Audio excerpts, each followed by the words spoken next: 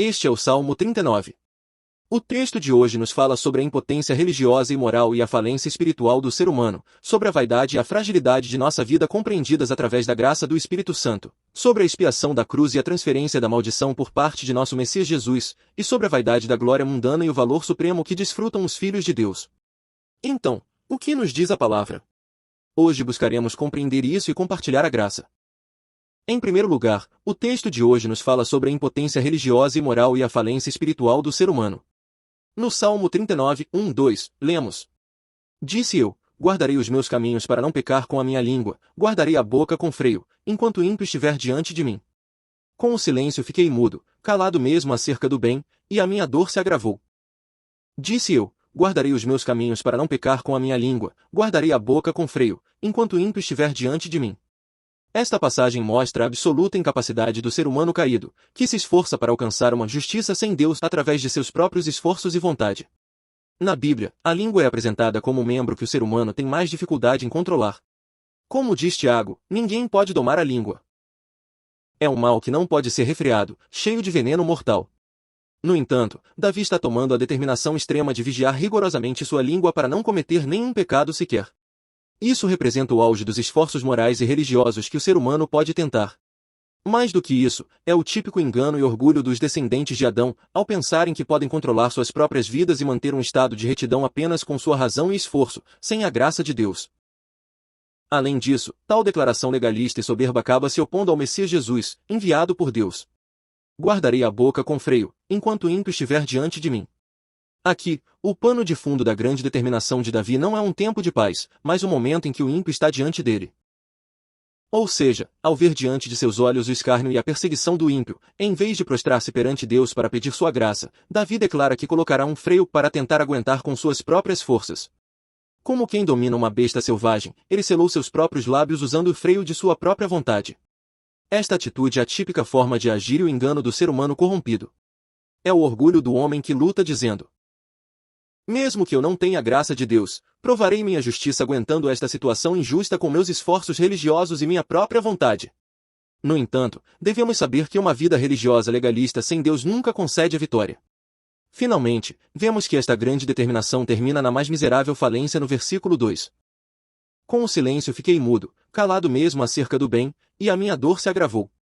Este versículo revela cruamente a realidade da dor espiritual e do fracasso que alguém enfrenta ao tentar guardar a justiça com suas próprias forças, sem a graça de Deus. Ou seja, Davi, para não pecar diante do ímpio, não apenas deixou de dizer palavras más, mas fechou seus lábios até para as palavras boas. Ele atuou a si mesmo da maneira mais extrema, por medo de que uma só palavra maldita pudesse ser a faísca que desencadeasse emoções ainda piores. Esta é precisamente a forma da religiosidade como a dos fariseus. Não é um silêncio que surge de ser transformado pela graça de Deus, mas a forma arrogante do homem que tenta alcançar a justiça reprimindo sua própria natureza. Além disso, se ele tivesse fechado a boca tão minuciosamente, deveriam ter seguido a vitória e a paz esperadas, mas o resultado foi exatamente o oposto. Por isso, Davi confessa: a minha dor se agravou. Aqui, dor significa um tormento espiritual extremo, como se lhe estivessem rasgando a carne. Embora seus lábios visíveis pudessem ser controlados por sua vontade e esforço, a natureza pecaminosa interior, que brota de nossa essência caída, quanto mais é reprimida, mais apodrece e infecciona por dentro. Embora por fora parecesse estar em calma, por dentro a ira e o sangue fervendo cresciam como cogumelos venenosos, ferindo implacavelmente toda a alma de Davi. Este é o fim miserável que recebe o esforço religioso e o ascetismo legalista excluído da graça de Deus. Uma vida religiosa sem o Evangelho e sem Deus não concede um descanso verdadeiro, pelo contrário, apenas empurra nossa alma para um pântano de aflição ainda mais profundo. De qualquer forma, este sofrimento denuncia a impotência do ser humano, demonstrando que com nossos esforços e vontades religiosas, jamais poderemos resolver o problema do pecado. Em segundo lugar, o texto de hoje nos fala sobre a vaidade e a fragilidade de nossa vida compreendidas através da graça do Espírito Santo. No Salmo 39, 3, 4, lemos: aquentou-se o meu coração dentro de mim, enquanto eu meditava, acendeu-se um fogo. Então, falei com a minha língua: faze-me conhecer, ó Senhor, o meu fim, e qual a medida dos meus dias, faze-me saber quão frágil sou. Aquentou-se o meu coração dentro de mim, enquanto eu meditava, acendeu-se um fogo. Então, falei com a minha língua: faze-me conhecer, ó Senhor, o meu fim, e qual a medida dos meus dias, faze-me saber quão frágil sou. Esta passagem fala da poderosa graça do Espírito Santo, que vem como um fogo imperativo para abrir os olhos do homem. Aqui, aquentou-se representa o estado em que, devido à obra do Espírito, o espírito de Davi começou a ferver desde o centro. Ou seja, quando Davi meditava agarrando-se à palavra de Deus, esse fervor intensificou-se até atingir seu ponto máximo. Foi como se um fogo tivesse sido aceso no fundo da alma de Davi, uma obra irresistível do Espírito Santo que irrompeu nele. Era o mesmo Espírito que esquadrinhava e acendia os ossos do profeta Jeremias, capaz de queimar a soberba e a dureza do coração humano, sim, um Espírito que comove, ilumina e consome o coração do homem tolo. Até que tal Espírito visite o homem, nós somos seres que não podemos compreender nem mesmo quão tolos, frágeis e vãos somos. Mas quando esse fogo ardente do Espírito Santo chega a tal homem, somente então se quebram sua própria justiça, orgulho e tolice, e se abrem os olhos da sabedoria espiritual. Aqui, falei com a minha língua nos fala do grande resultado de quando desce o fogo do Espírito. Quando o fogo chega, os lábios que estavam hermeticamente fechados de Davi se transformam em um canal de graça que testifica a verdade espiritual, movido pelo Espírito. Faze-me conhecer, ó Senhor, o meu fim, e qual a medida dos meus dias, faze-me saber quão frágil sou. Este versículo denuncia a realidade do ser humano ao encontrar-se ante a iluminação do Espírito, nossa absoluta incapacidade e vaidade. Ao receber a graça do Espírito, Davi clama primeiro para conhecer seu fim e qual é a medida dos dias que lhe restam. Aqui, faze-me saber não é um conhecimento simples.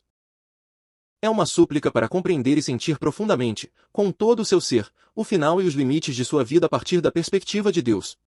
Além disso, aqui frágil não significa que o corpo é fraco fisicamente, mas carrega o sentido de algo fácil de parar ou algo que não é nada.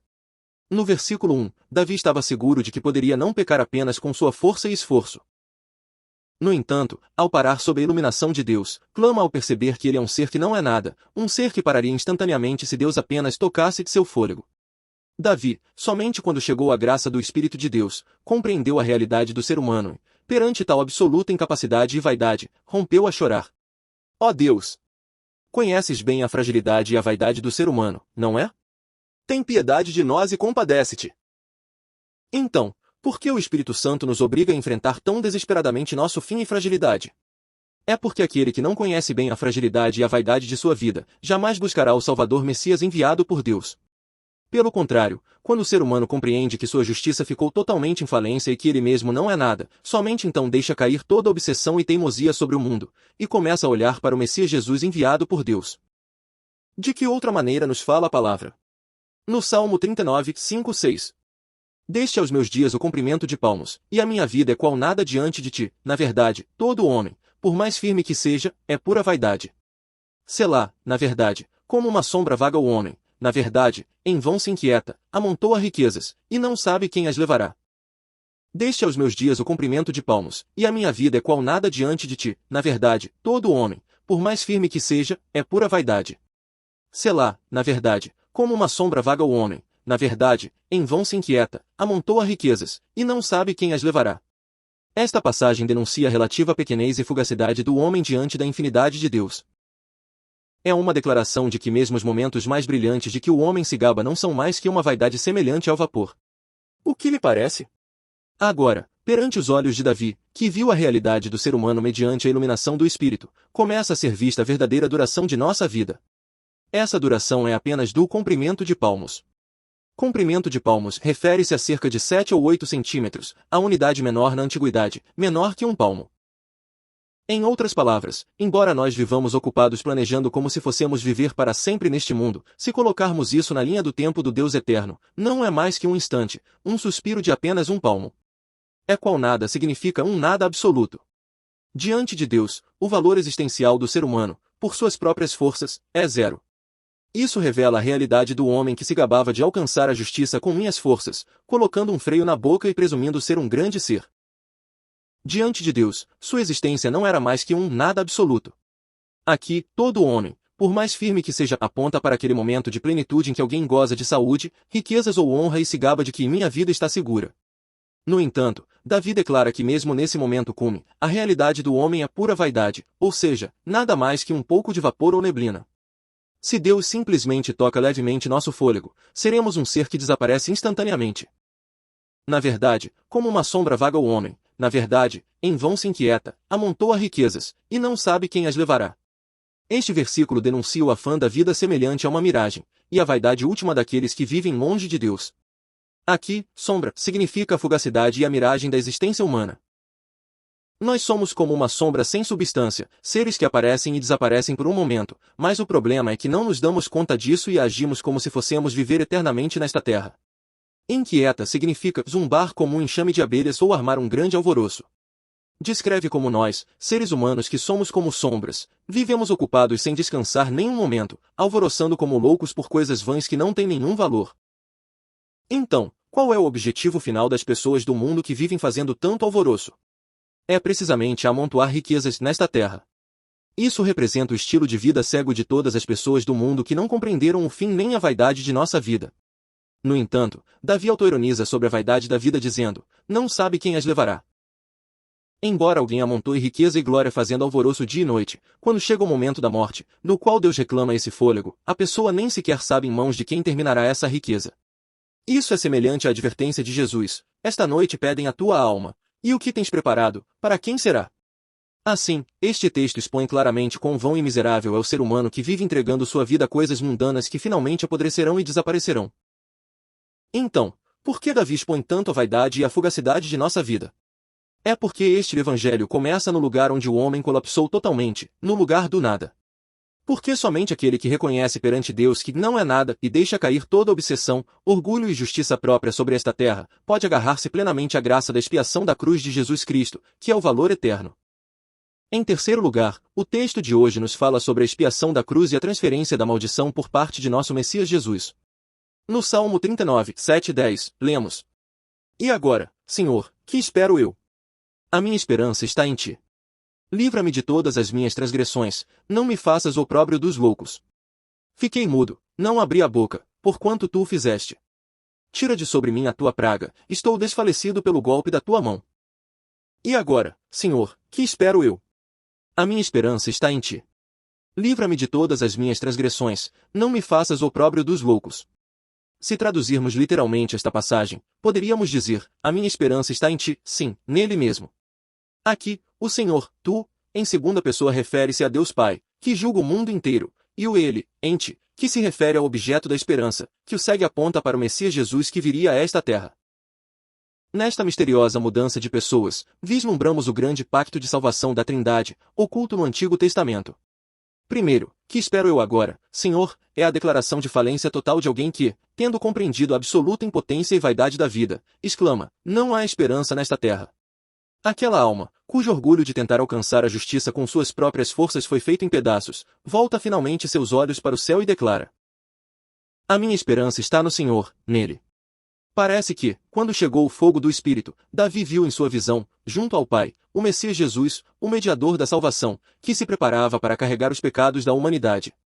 Por isso, Davi, sem hesitar, ata fortemente a âncora de sua esperança a Deus Pai e a Ele, ou seja, ao Messias Jesus. Esta é uma confissão de fé salvífica trinitária. Deus, minha única esperança está naquele que tu enviarás, na expiação da cruz do Messias Jesus. Livra-me de todas as minhas transgressões, não me faças opróbrio dos loucos. Esta passagem é Davi clamando pela salvação de sua alma e pela vitória contra a acusação e a vergonha de Satanás, ao compreender sua própria impotência. Davi não pede simplesmente que o livre de um pecado, mas clama para ser livrado de todas as suas transgressões.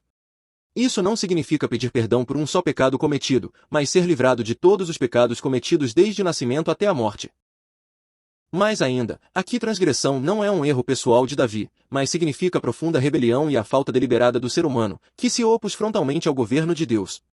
Vimos anteriormente que o ser humano se esforçou até por colocar um freio na boca para não pecar, mas não pôde solucionar nenhum pecado sequer. Por quê? Porque em nosso interior reside uma imensa natureza pecaminosa de rebelião. Davi sabia que com suas próprias forças jamais poderia romper essa corrente de maldade, por isso só anseia a graça de salvação absoluta de Deus. Aqui, o louco refere-se aos tolos do mundo que creem que não há Deus, em última instância, aponta para as forças de Satanás que acusam e condenam incessantemente os filhos de Deus. A realidade mais miserável que o ser humano vive longe de Deus é que, ao pecar, sofre a vergonha e o escárnio de tal Satanás. Davi clama para ser livrado dos dedos acusadores e da vergonha de Satanás. Tal clamor foi cumprido perfeitamente 1000 anos depois mediante a expiação de Jesus, que carregou na cruz toda a nossa vergonha e o açoite da maldição em nosso lugar. Agora, o povo que passou pelo mérito do sangue de Jesus Cristo já não precisa estar atado à condenação e zombaria de Satanás. Porque, como diz Romanos 8:1, nenhuma condenação há para os que estão em Cristo Jesus. Portanto, o clamor de Davi é um poderoso pedido de fé para ser feito livre de tal condenação e vergonha de Satanás, e para obter a vitória final. Fiquei mudo, não abri a boca, porquanto tu o fizeste. Tira de sobre mim a tua praga, estou desfalecido pelo golpe da tua mão. Esta passagem é o silêncio da graça, onde a alma totalmente abrumada perante a soberania de Deus e sua maravilhosa graça de salvação se prostra perante ele. Vimos antes o orgulho do homem que tentava provar sua própria justiça colocando um freio na boca por sua própria vontade e força. No entanto, esse esforço legalista terminou em uma falência miserável. Davi compreendeu profundamente que, com suas próprias forças, não podia solucionar nem 1% do problema do pecado humano. Nesse lugar de falência total, ao encontrar-se com a maravilhosa expiação da cruz de Jesus Cristo e a soberania absoluta de Deus, Davi fecha sua boca mais uma vez. Mas este silêncio é totalmente diferente do silêncio voluntário anterior.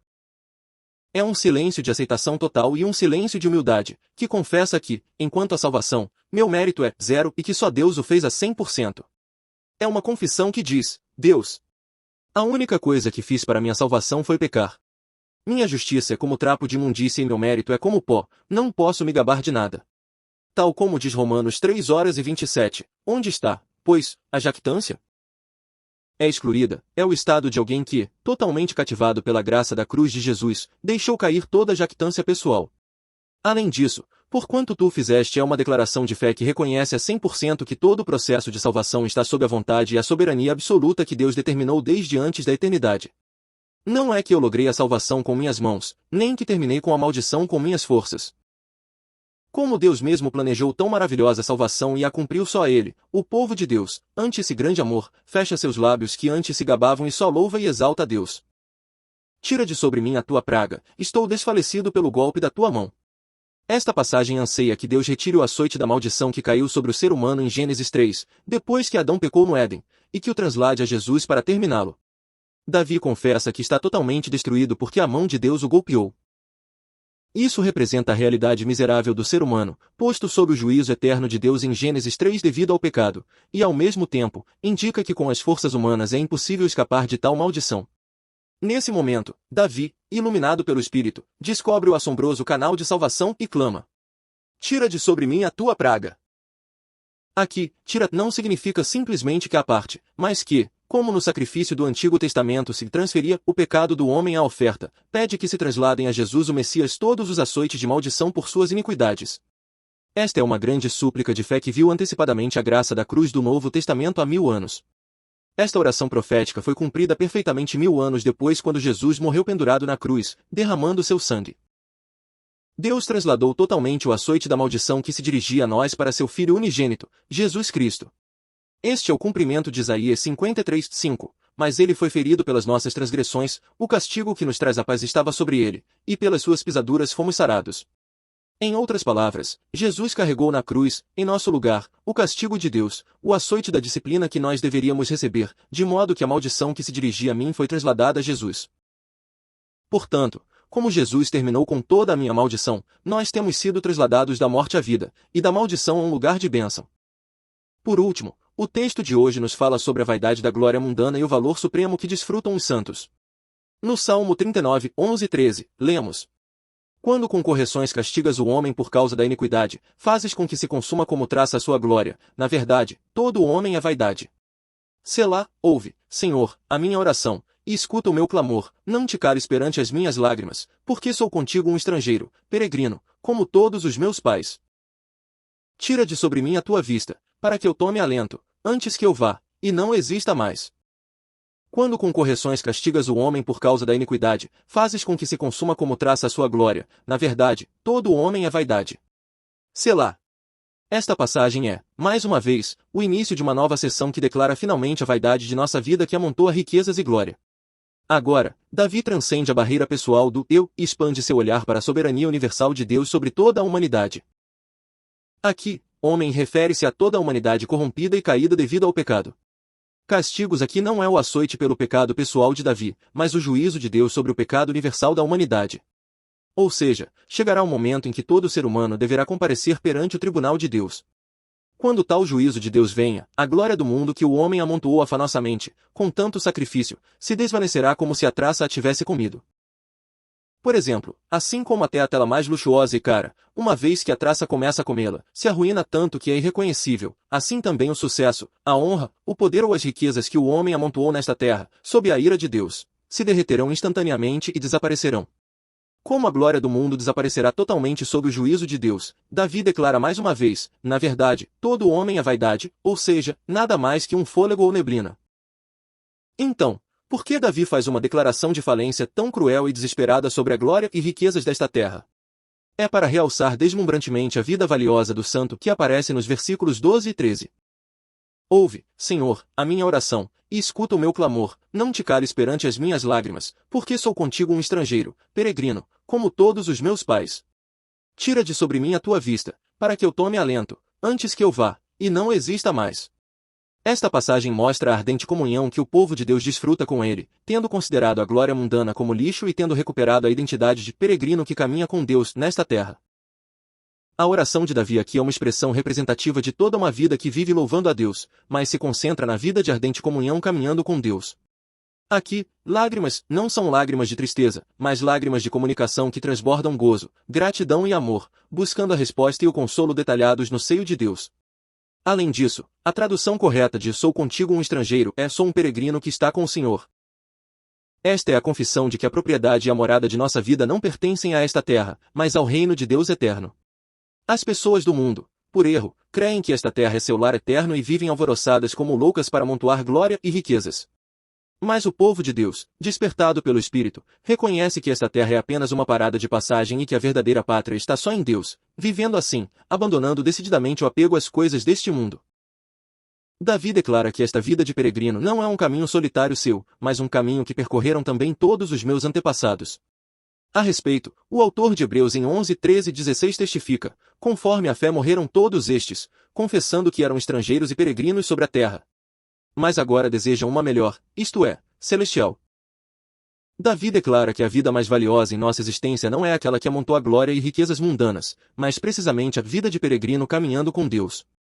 Embora nesta terra não tenha casa a meu nome nem muitas riquezas, viver cada momento sob o olhar ajudador de Deus, ansiando o céu eterno, essa é a vida de peregrino que percorreram os antepassados da fé, a vida de máximo valor. Davi está elevando ao máximo o orgulho espiritual que desfruta como cidadão do reino de Deus, tendo superado totalmente toda a vaidade do mundo.